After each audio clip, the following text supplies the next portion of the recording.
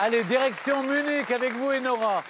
Alors, vous aimez la mode, je le sais. Mais oui, j'aime la mode. Couture. Absolument, je suis très fashion.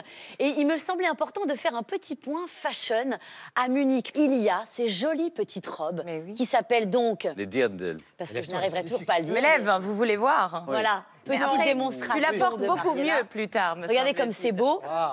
Et je les ai moi-même essayées à Munich. Et on regarde ce que ça donne. On en reparle juste après. De la bière. Effectivement, ici, on ne rigole pas avec la bière. Les habitués ont même leur propre shopping personnel conservé dans ces casiers.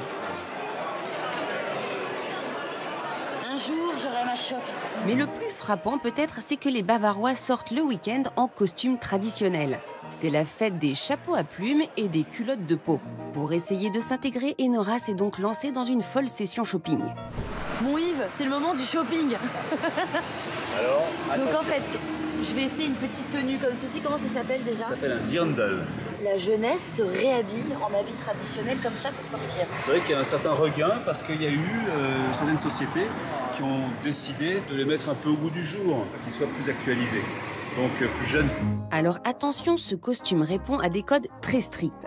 Pour les femmes par exemple, si le tablier est noué à droite, il s'agit d'une femme mariée. À gauche, une femme célibataire. Pratique pour la drague. Et il paraît que tout Munichois qui se respecte poste une photo de lui en costume traditionnel sur les réseaux sociaux.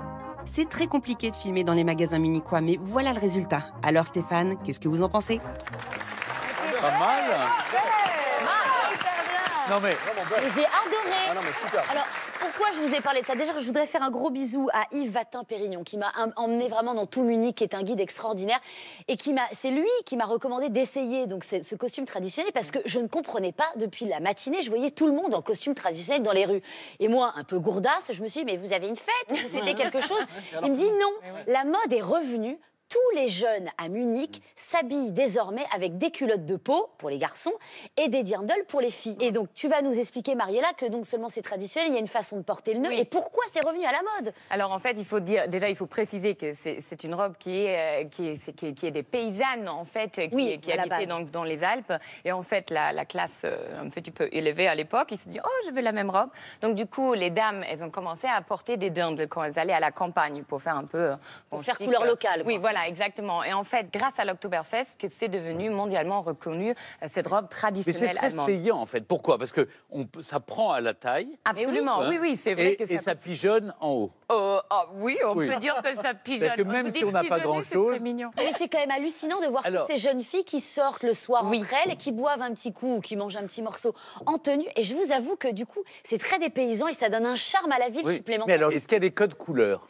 Non, ça, vous avez vraiment le choix. Et c'est ça que Enora disait. Aujourd'hui, on peut en trouver pour 40 € dans des matériaux un peu moins... Un peu plus cheap, mais c'est beau quand même. Voilà, un peu cheap, mais quand même, ça fait l'effet. Et après, c'est des prix qui vont jusqu'à 1500, 2000, 3000 euros. Et ce qui est très excitant, pardonnez-moi, c'est la culotte de peau portée par les jeunes femmes. Elles le font de plus en plus. Donc le short en peau, et qui est un peu raccourci pour les jeunes filles, affublées ces petites bretelles. Je peux vous dire que là, ça fait de la sensation. Oui, ça fait de l'effet.